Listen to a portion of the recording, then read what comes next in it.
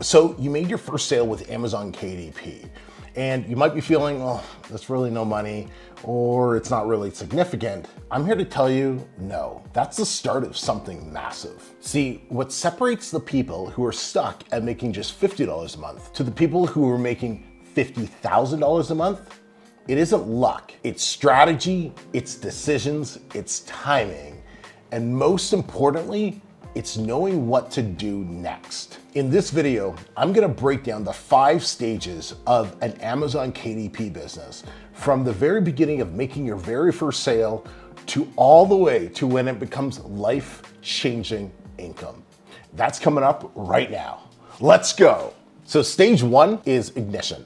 It's everybody who's between $0 to $100 a month. We're gonna classify this as $100 a month in profit. Just because you spent $400 on ads and you actually sold $100 worth of books doesn't count. We're talking about actually making money on this channel. Everybody who's from 0 to 100, let me tell you this, the hardest part of this business is where you are right now.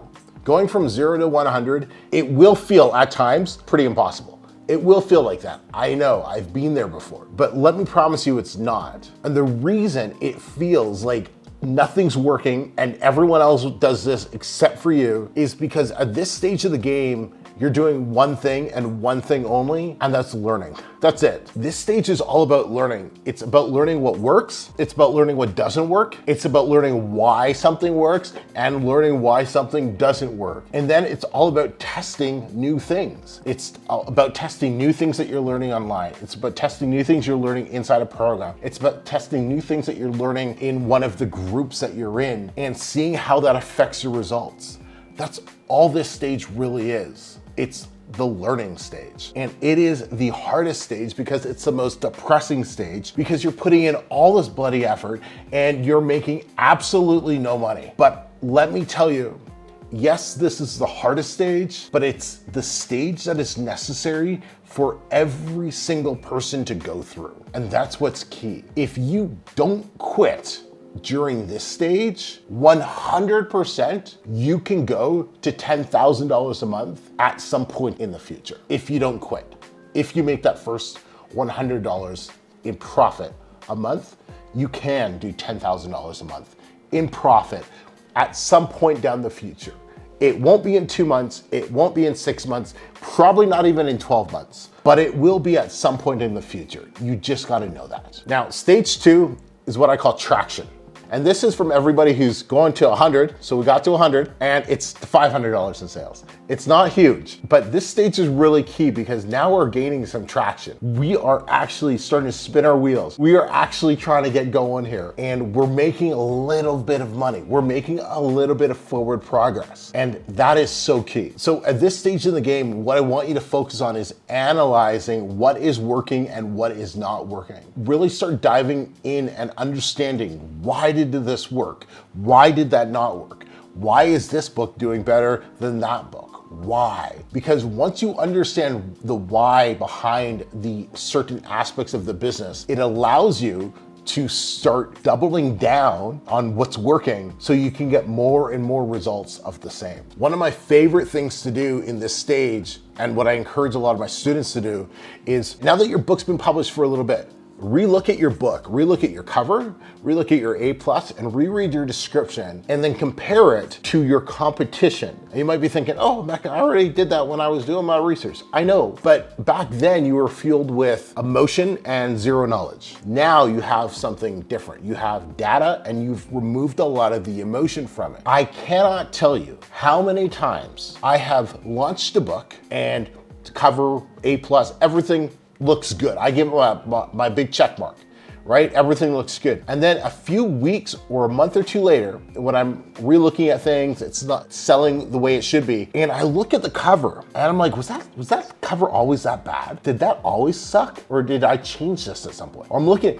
just the other day, we were changing an A+ for one of our books the other day because we updated the cover because the book wasn't doing anything. And we're like, let's finally just change the cover. And so we changed the cover and we had to change the A+.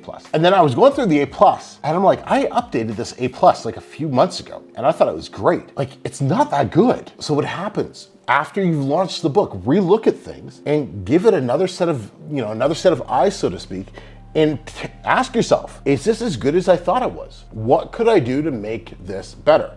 That's the key question. What could I do to make this better? And if there's something you can do to make it better, guess what you do? You go make it better. And then you measure the results and you see what happens. Stage 2 is also when you're gonna start running ads. Now, for some of you, you might have started that already in stage 1, that's okay. But right now, your ads are actually starting to work, right? They're actually starting to bring in some proper sales that are profitable, and that is key because you shouldn't be losing money with your ads. And now, at the end of the month, when those royalty checks coming in, and yes, they are not huge. They are only $200, $300, $400, $500, whatever, but what can you do with that? Now you can take that and boom, you can spend $200 on a brand new cover to really help increase sales. Boom, you can spend another $300 on ads to really drive more traffic to that book. Boom, you can spend the all $500 and invest that in another book that's gonna add another asset to your portfolio so you can keep compounding and you can keep growing. But that's absolutely key. It's reinvesting every single penny that you're making from the business and not spending it on anything else, because you have to reinvest in order to grow. And that's something you have to really, really take seriously at this stage of the game. So stage 3 is the breakthrough stage. And this is going from $500 in profit a month all the way up to $2,000 in profit a month. Now this is money because now things are clicking. Now things are vibing and we're feeling good about the business. So we have a streamlined process. You understand the entire publishing process now. You have 2 or 3 books out. You're probably getting your 3rd or your 4th in production right now. You understand how to do your keyword research, how to roll that into do proper customer research, how to create the outlines, how to work with writers, or how to use AI to write your book. You understand the different dynamics of that goes into creating a cover. You understand A+ descriptions. You understand all of that. And now it's just repeating that on repeat over and over and over again in order to scale. I also want to point out the biggest thing that can hurt your success or your growth at this stage is getting married to a niche, is becoming too emotional. You should never be emotional to the niche that you're in if you want to make money, right? If you don't want to make money, you can be emotional, whatever you want. But those of you who are here to actually turn a profit and make some serious cash, we don't get emotional to our niches. What I mean by this is this, and some of you, you'll know exactly what I'm talking about. You can put that in the comments if you know exactly what I'm talking about. It's you put all your heart and your energy into this book, and it takes you a month or 2 to publish because it's your first book and you suck. And so it takes a little while to get things done, right? Yes. And you put so much into this and it just doesn't keep going, and you publish maybe another one in that niche because you're committed to it and you want to keep it going, and you put the reviews on it, you keep going, and like you've told everybody about these books and they're not making you any money, but you are set on making these books work because you're doing everything right. And so you've stopped doing keyword research. You're ignoring up and coming topics. You're ignoring any trends that might be appearing right in front of your eyes because you're so set on these other niches or this other niche that you've been putting your blood, sweat, and tears in to getting work that you ignore the easy money over here. That is stupid. Don't do that. If you are doing your keyword research while you're working on your current books and you notice that there's a keyword that's coming up and it looks like there's less competition and there's quote unquote easier money than what you're currently working on, it is 100% okay to stop that, your current books, right?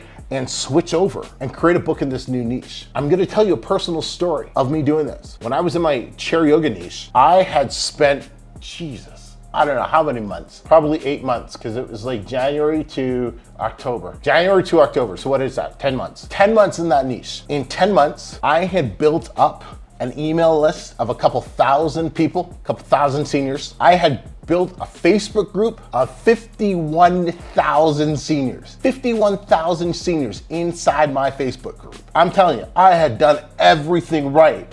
And that book was still just chugging along. But then what did I do? I discovered this new hot niche. I was like, hey, this is kind of cool. I hate the topic, stupid as hell, can't stand it. But I bet I could jump in there. So what I did is I created a book in 1 week because I saw it was exploding, so I wanted to get in there fast. So I created a book in 1 week, jumped in there, and that book just right away it took off. So what did I do? I didn't even look back at those seniors, I just left them high and dry because I don't owe them a goddamn thing. I am here to make money and that's it. So I just, boom, shifted the focus. My wife was like, have you checked in on your group? What group? Oh no, I haven't. I went in there and time messages and stuff. I was like, oh, that's great. They'll be okay. Because I was focused on making money. I'm here to make money and I'm gonna serve the audience that's making me the most money. And you might not like that, you might not whatever, but that's bloody honest. And that's exactly what you're gonna get here. And I encourage you to do the same because that will make you the most money. No, I'm not even gonna try to lie and try to tell you that anything with that other book. We are starting to run a bit more ads to it as I've spoken about in other videos and stuff like that, but I definitely haven't looked inside that Facebook group. I definitely have not looked at that email list or anything like that because there was just no money in it. And so if there's no money in it, I'm not going to do it. I'm here to run a business. I'm not here to run a charity. At that point in time, publishing Cherry Yoga books was more about running a charity than it was about making money. You know, I hope you understand that concept because I see that so many times with students that I talk to where they're so set on just one niche because they put so much effort into it. You don't owe it anything. You are only loyal to your bank account. So publish the books that are gonna make you the most money. Stage 4 is the growth stage. And this is going from $2,000 to $10,000 a month. At this point in time, you're focused on 5 books with 100 reviews each. That is your main focus. It's just focusing on that. We're not trying to do 5 books a month. We're not trying to do whatever. It's just 5 books, high quality books, well written, well edited, well formatted, great USPs, unique selling points with 100 reviews each. That's what we're focused on if we want to make $10,000 a month in profit. We're giving our ads daily attention to your Amazon ads. You're not adjusting things daily, but you're looking every single morning for 30 minutes at your Amazon ads and noticing what's going on, what's happening, how are the changes that I made a couple days ago affecting things now, what am I keeping an eye on? That has to happen daily in order to get good with Amazon ads. You're always doing keyword research on the side in order to stay up with the latest trends.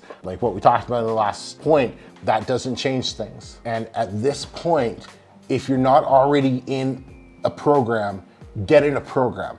I don't care whether it's mine or one of the other KDP gurus out there, but you need to invest in a program, especially if you want to scale to 10,000 a month in profit. Doing this free crap on YouTube is not going to cut it. Now that you're making a little bit of money, it's time to buckle up and invest in learning how to do this the best way, the right way, and that is through a paid program. And then the last stage, stage 5, it's really just building an authority and scaling. And this is what takes brands from, brands, not publishers, brands now, from $10,000 to $50,000 in a month and beyond. It's building an authority on Amazon. Once you found that niche that is helping you scale to $10,000 a month, you buckle down and now it's time to get emotional with that niche.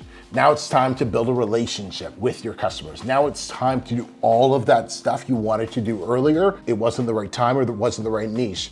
Now it's time to do that because now when you do that, you're able to use it and you're able to scale, whether it's selling back-end products to them, depending on what niche you're in, or it's taking your books to TikTok and scaling there as well. But at this point, you need to think not just as I publish 1 or 2 books, I'm building an entire brand around this particular author name or around this particular pen name or around this book brand name or whatever the case may be. You also want to start considering getting a PM, a publishing manager. So somebody who runs your publishing account for you, somebody who gives you daily reports, somebody who works with your freelancers, whether it's your people from Fiverr, on the Urban Writers or whoever who's helping you do with social media or whatever the case. But you have somebody who is running your publishing business for you. Because when you can remove yourself from the day-to-day operations of the publishing business, it allows you to focus on the bigger picture of what you're actually building, and you can help bring the business to that vision. And then of course, learning and experimenting with ads, and that never gets old.